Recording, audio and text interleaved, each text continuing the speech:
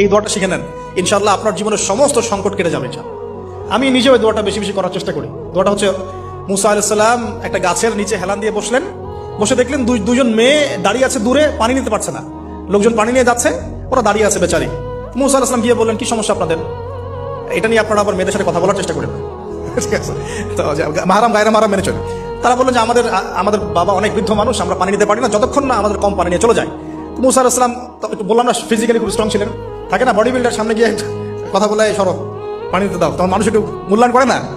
তো মুসা আলাইহিস সালাম এভাবে পানি নিয়ে দিলেন এবং বাচ্চাদেরকে পানি পান করালেন, করিয়ে গাছের নিচে এসে বসে আছেন।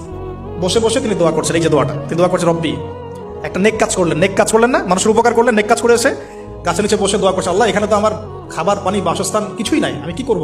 রব্বি ইন্নী লিমা আনজালতা ইলাইয়া মিন খায়রিন ফাকির, রব্বি ইন্নী লিমা আনজালতা ইলাইয়া মিন খায়রিন ফাকির।